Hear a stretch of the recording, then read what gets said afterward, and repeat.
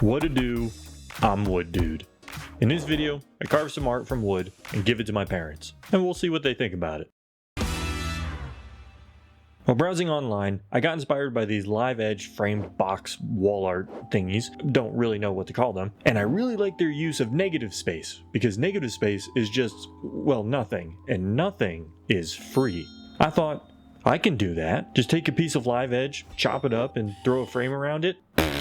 Easy. No, it's not, because it turns out a live edge slab would be several hundred to a couple $1,000s, and I can't afford that right now, actually ever, so I'm going to use these boards of thick maple and carve a cool pattern in them. You'll see. But first, let's build a frame.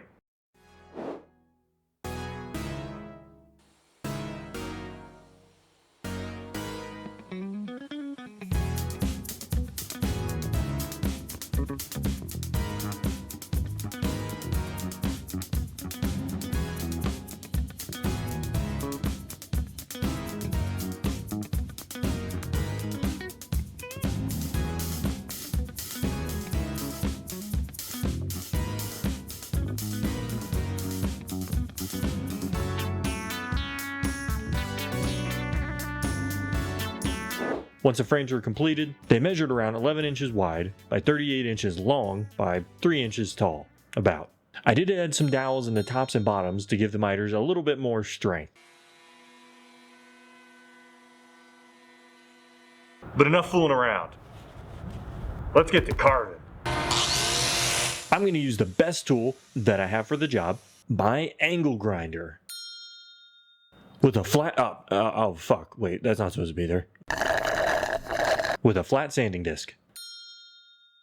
The first thing I needed to do was carve some large waves across the two boards of maple. Now when I do power carving, it's usually into some nice soft pine. But this is hard maple, very aptly named, because this was not soft. It took a lot longer and way more effort to carve this thing. But after a few hours, I got most of the carving done. And I came back the next day and sanded down the waves to smooth out those rough edges left by the angle grinder.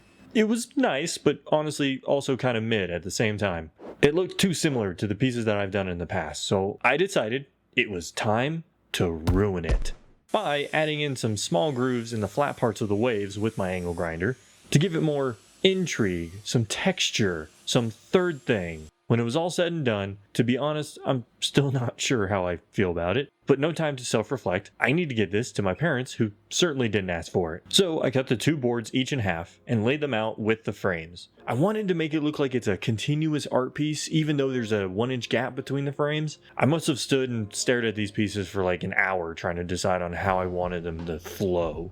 Here, let me show you. You see, we have this one pattern where all the pieces are going in the same direction, kind of upwards and to the right. Yeah, kind of nice. Or we have this funky zigzag pattern that we could do. Not bad, not bad.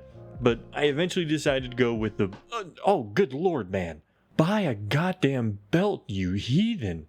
As I was saying, I decided on pattern number 1, because I thought the zigzag pattern was just too much and kind of hurt the overall look. With that decided, we are now on probably the hardest part of this project. I needed to make sure that the carved pieces fit perfectly inside the already glued up frames, which in hindsight probably wasn't the smartest way to go about this. I carefully traced out the marks on the carved pieces and got them cut on my table saw tapering jig. I do have to admit, not all the pieces fit perfectly and tightly inside the frame, but I have a backup plan. I made some mini resting cleats that I glued on the inside of the frame that the carved pieces can rest on and be glued to. Once the glue dried, I realized that I accidentally glued it to the table.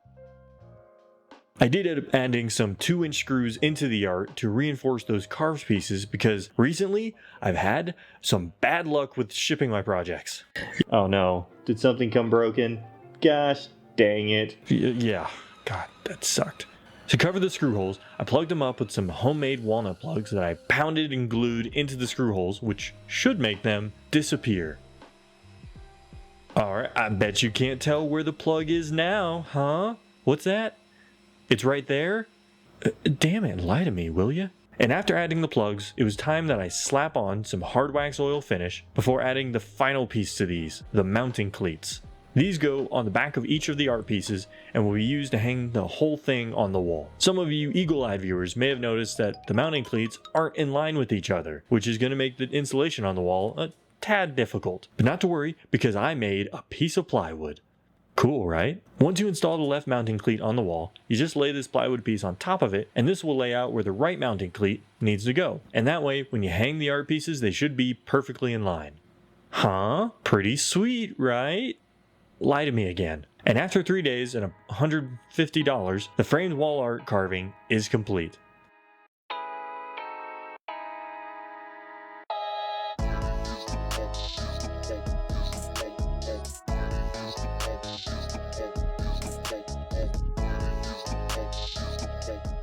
Now, we just need to get it shipped to my parents. I aggressively wrapped each piece in bubble wrap and got everything packed down tight, except for the screws used to mount them on the wall. Dang it! This son of a bitch's not coming apart this time. Yeah, we'll see about that. Not a great start. I saw that the package arrived a little bit worse for wear. Let's just cross our fingers and hope it's only the box that's messed up. Oh, the carvings, yeah. That's really pretty. Yeah, no, I like it. I like how it's got the, I don't know what, I like the light with the dark. Yeah. Oh, wait, is there another piece? Oh, that's to help with getting the whole wall art on the wall with the bottom cleats that... I can't actually remember if I packed the bottom cleats. Oh god, I hope I did. No, you got the bottom. Okay, cool. Now, I do have a question for Mom though. As VP of an interior design company, or at least was, how much do you think this kind of art would sell for? I'm gonna say together, probably be about $199 to $299. I'm sorry, did you say $199? It costs $150 to make. Thanks for watching. Have a good day. Peace.